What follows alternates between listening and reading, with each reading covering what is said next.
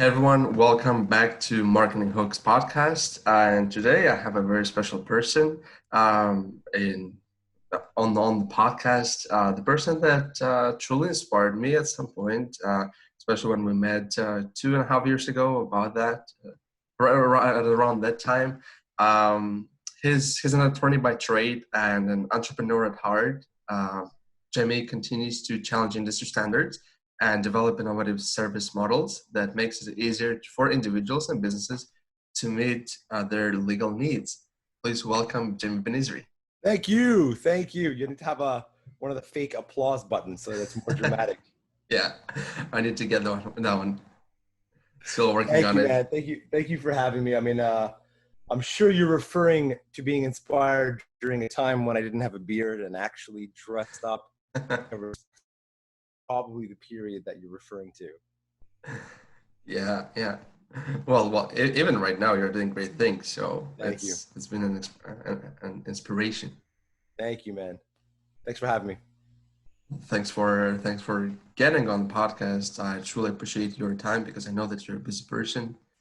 I'm really curious to know how did you how did you get started? Can you take me through your journey? Like, what was so interesting about becoming a lawyer for you personally? Yeah, that's a good question. So I guess I'll smash the first question with I never really wanted to be a lawyer. I never had set out with the dream of being a lawyer and arguing in court and all the things that you would see in Law and Order or Suits. Never saw myself as that person. I'm somebody who, by nature, is very conciliatory. I don't typically fight. I don't hold grudges, and so my character didn't necessarily lend itself to the practice of law. That has a little bit of a combative flair, where you need to have thick skin. Um, and so when I got into the practice, I'm like, I don't know about this practice. My problem has always been having too many interests and too many things that passion me. So when I said, well, what am I going to do with myself? I basically enrolled into law school the day before it started. Me and my mom, I took my mom, we went to Sherbrooke University. She helped me clean a little apartment, a little dingy apartment that we found. And I spent 3 years in a dungeon driving back to Montreal and Sherbrooke. And I got into the practice of law, and I didn't identify not only with the legal program in school, but also with the profession. You know, you and I would be having a conversation, and I got to bill you 17 minutes for your time, for my time. The expectations of billings in the normal firm structure is quite aggressive, and so you need to be 100% focused on monetizing all of your time. And somebody who creates value, who likes to spend time on podcasts, speaking to community people, and getting to know people better, it was very hard for me because I saw this as a very long-term goal. And in law, you need to have, short-term results, long-term results. I mean, it's a balancing act. Mhm. So I said to myself, if I'm going to stay in this industry, I got to do it my own way. After 2 years, I left my firm. I had a really great experience there in a small firm that I started at. I was a prosecutor. I was a business lawyer, a divorce lawyer. I did everything. So when I opened my firm, I said, it's not going to have my last name. It's not going to have a Tremblay or a Schwartz or anything else on the name. And I said to myself, I'm going to do things my way for entrepreneurs, for people like you and me, that don't understand the law, that want to have a better idea about how they can get out of a sticky situation or how to start their dream business or how to structure an investment with a partner. That's where I was at. So I did everything in my power to accommodate that demographic. I didn't really know how. I didn't really come from a business background. I mean, I started and sold businesses, but never to scale. And so I really did a lot of trial and error. I made a lot of mistakes over, the past 10 years. But we finally, got to a place where we were 75 people, then we were, 20 people, then we're 30 and 40. And so now I've stabilized everything. I stick to what works. I stick to what I'm good at. And I have hired and surrounded myself with people who are better than me at the things that I know I'm not that good at.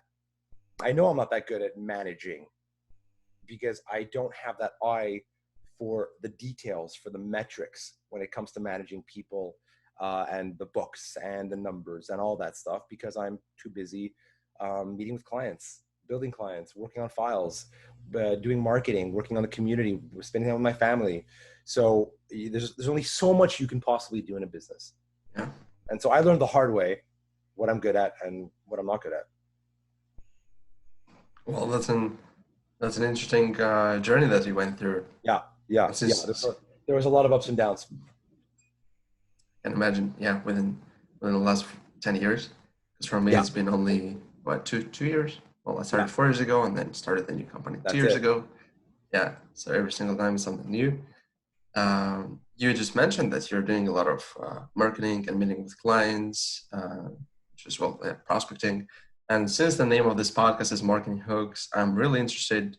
What kind of marketing strategies or tactics have you used to build legal logic?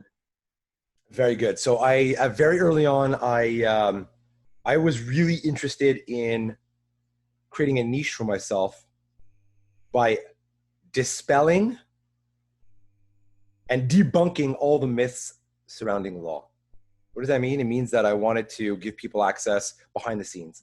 I wanted people to see what it was to be a lawyer today, not on TV, not after I've had a depression or I've turned to alcohol because my life is so stressful and I end up on the news somewhere. But how does a lawyer start a firm? How does he create a following? How does he create a community? And so I really was interested in giving people access to what I've built. And that meant that I had a marketing director early on. And we spent a lot of time um, making content, recording interviews, recording consultations that I was having with clients, creating blogs, creating events in which people would commingle with lawyers and get access to information, and really as a marketing hook to the broader vision of legal services. And one day when they have a big transaction, they'll think of me. One day if they get arrested, they're going to think of me. One day if I wanted to be the reference for law. And over the years, we've refined what it is to be a lawyer at Legal Logic. We've refined what it is to be a lawyer with a progressive and a little bit more of an aggressive and fresher outlook in law. And so for me, marketing has become something very fluid. Over the past 3 years, I took over all the communication strategies. I took over all the partnerships. I took over everything after my director of marketing left. And since that time, my engagement has gone up. My credibility has gone up. My relatability has gone up. Because everything that you see comes from me, comes from these two thumbs, drafting the post, finding a picture randomly. And you have to understand, a lot of people say, how do you have time to work? You're always on social media. It's not the case. I mean, in reality, I usually reserve 15 to 20 minutes in the morning while I'm having a coffee before anybody wakes up in my house.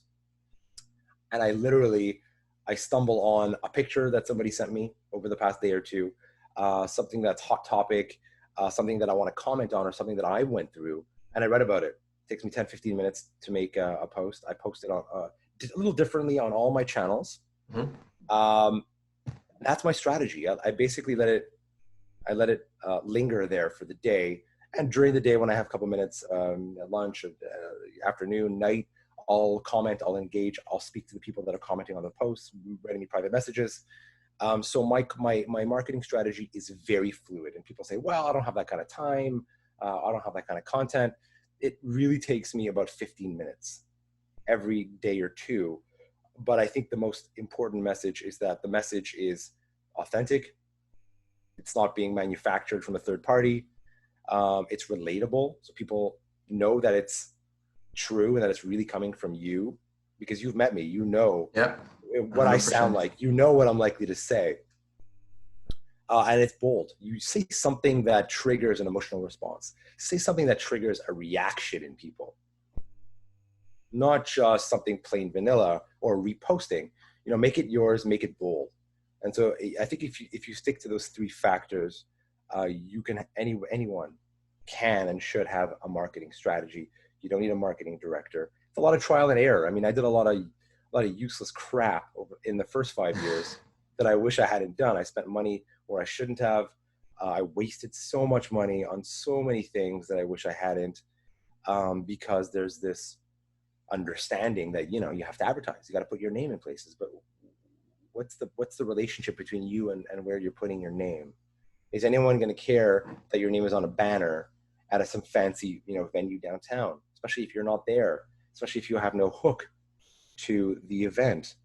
So it really has to be aligned with the core values. And you, if you're going to be promoting yourself, you have to be present, and you have to be all in. And I would like to add one more thing. Uh, you're always consistent. You're consistent with your message, and you're consistent with your with posts in general. I just see them almost every day. At some point, you didn't post. You didn't post every single day, but then I remember you post like twice, or maybe even three times a day. Or maybe I saw it because people were commenting, and I would always see it in my newsfeed, which is Yeah, amazing. It's yeah, yeah, yeah, it's yeah. And that's it. You know, I don't want to be, I don't want to self promote, and self congratulate too much.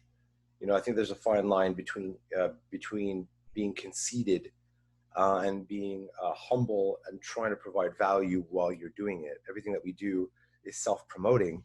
And so if your audience thinks that you're doing something only to get likes or only to sell a ticket or sell a service, engagement usually drops off, your credibility goes down. So you know, it's a tight rope. I mean, I don't have to tell you, you're in marketing, man. I mean, you're the Thor of marketing. I don't have to tell you that every day is like walking on a tightrope, it and is. it can go either way. Sometimes you slip, and sometimes you'll hit a home run. But if you don't post, you don't know. If you're not communicating, then you're out of mind. And so I want to be top of mind for the right reasons. I want to be top of mind to have the right conversations and reach the right audiences. I don't want to hire a marketing director and spend an hour talking about a post.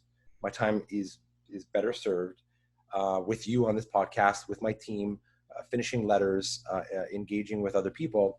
And so there's only so much time that I'm willing to give to marketing these days. And I'm lucky that I've built a great ecosystem of people who support each other, who believe in my mission and whose mission I believe in. And so it's reciprocal, because anyone ever asks you for a lawyer, hopefully you'll think of me, and, you know, in marketing services, vice versa as well. And so this is what it's all about. It's Yeah. hopping on a podcast. It's having a phone call. It's meeting people one-on-one, getting to know them, not just shaking their hand at an event, but also going a step further and asking questions, really caring. You know, what's going on? What did you do this summer? How's your wife? How's your kids? How's your girlfriend? Something a little deeper than just, here's my business card. Call me, you know, when you need me. Yeah, that's right. It doesn't really I work. have I have It's 20,000 business cards in my office that I haven't used in years. I haven't used them. I don't give out business cards anymore. Not because I think I'm too cool, not because I don't want to, or that I think that people aren't going to be good contacts, but you know, there's a certain point where you know where to reach me. I mean, I'm a pretty reachable guy on every social media platform. I have a direct cell line that anyone has access to. You don't have to go through five secretaries to speak to me. So I want to be, I'm accessible. And so for me, you know, I want to leave a mark on the people that I meet for the right reasons and with the right message, clear message. And if so, they'll find me. You don't really need a business card to convey that message. I think to be honest, I find that business cards detract from the conversation. You know, you speak to somebody for a minute, and then the next 30 seconds you're talking, exchanging business cards and commenting on the business card. I find that it detracts from the conversation with the person. yeah, I know exactly what you mean. You know what I mean? Yeah, that's what people are doing at those events. You mentioned the importance of building relationships and being top of mind in the community. Yeah, And I wanted to ask you, since you started the BC 360, yeah. what made you start it? Good question. So I started that, you know, with my group. Um, we started BC 360 with, you know, Justin Morgenstein, Dominic Gipos, Joanne Udo Armstrong, who's still very much involved. And the purpose of BC 360 is to empower the community and bring together all the little initiatives that happen in the entrepreneurship community. We're so fractioned. This little guy is looking for attention in the South Shore. This guy wants attention in Saint Laurent. This guy wants. How do you bring together a whole community with similar events and similar like-minded ideas of empowering each other, of empowering the community, like the Lakeshore General Hospital Foundation that we support. And by doing all that, it's created a great opportunity to connect with business leaders, political leaders, entrepreneurs, and for-profits, nonprofits. So that being said, BC360 for me was a way to bring together all the different community things that we were all doing. And we were doing them because we had a mission, because we believed in supporting the community and really cause marketing. Cause marketing for us is, for me and the people that I work with, is so important because it defines who you are as somebody in the community, and by extension, who you are as a business leader. So the cause marketing really for me has replaced all normal marketing. By associating with a cause, you start doing something and you start acting in a way that's much more, for us, much more powerful, which is why we've committed so much of our time to doing cause marketing and not raising awareness just for business people, but also for the community, to raise funds. Which definitely makes a big difference. Yeah. And you're not doing it only for yourself or just like a group. That's it. Yeah. It's not a group of people that are trying to build 100%. A kind of a community, but the end goal is just to make money. The end goal is to make money for the right people, not for the people involved, but also for not only this is I mean these are all non-profit ventures, right? And so I'm raising awareness. Obviously, you extract some of the value of being the vehicle and the spokesperson for all these things, but obviously the idea is to raise money for the end result, which is a hospital, a foundation, something else. Yeah. And so to me, that's become much more important than just raising money for Legal Logic or Jamie Benizri or just for the hell of it. And that's kind of where my head's at. Well, this is awesome. I know that you have 2 books, and I would like to talk to you about the second book that you have, the 89 Laws of Entrepreneurship. Why did you decide to write this book? So this was basically an homage to everything that I was doing online. I tried to make sense of it. Every couple of years, I say, well, what the hell have I been doing? Why have I been spending all this time on social media and doing this and going to events? And so it got to a certain point where I said, what am I doing? And I finally said, let me look at all the posts that I've done and try to connect the dots to see if there was any method to the madness and the posts and the things that I blurted out. And it turns out that, there was a pattern somewhere buried in all the fractioned posts. And the way that I made sense of what I was doing is to create a book that basically tied together everything that I was talking about over the previous years. And so for me, the book was not a vanity play, but it was just an opportunity for me to consolidate everything that I was doing and to say, here are my teachings. Here's what I've learned. Here are my memoirs. Take from it what you will. But I basically compiled all my posts. I put a structure around them, and I kind of refer to that as the 89 laws because there was 89. It was an important part of my life too, and historically, but it was a way for me to present my ideas in a coherent. That's me tagging you on Instagram, by the way. There was a coherent. I'll try to multitask. Sometimes I fail. There was a coherent. This was a coherent way for me to consolidate everything that I was talking about and to present it. These are my 10 commandments. These are my 89 laws. So because I'm a lawyer, I went with laws. So for me, the book, it was something that I distributed internally.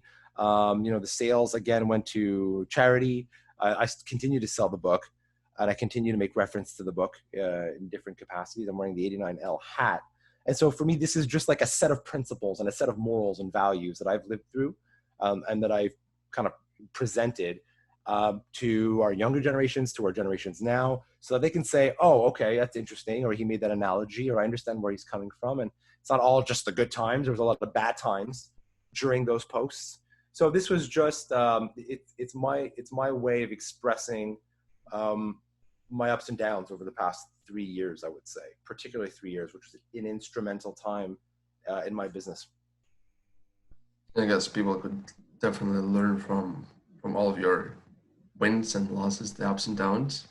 So guys, you should definitely go to, you have it on Amazon, as I know, right? Yep. Yeah. I do. Yeah. It's So go to Amazon and get the book. Thank you, man. Thank you. Do you have it in as an ebook or just the physical copy? No, I didn't do ebook. I find that ebook. I never got into the ebook. Maybe I should one day. Maybe I'll ask your opinion on that later. But I never did haven't done the ebook yet. Well, I would say you definitely. But if you want it, I will scan it for you. How about that? We'll go old school. Yeah, sounds good to me. But yeah, go to Amazon and get the 89 Laws of Entrepreneurship by Jimmy Benizri. Thank you. You should, yeah, I'm pretty sure you'll get a lot of value out of this book. Thank you, man. Well, Jamie, I want to say thanks again for being on the podcast. I learned a lot. For sure, man. I hope that was valuable. I enjoyed the chat. I always extremely valuable. I always thank the host because for me to stop what I'm doing in any part of my day and have this kind of conversation is great for me too, because it gives me a chance to reflect on what I'm doing. And you had a lot of good questions, so I hope that there was some value there for you. Happy that you like my questions. Thanks again, man. Have a great weekend. Yeah, you too. Bye.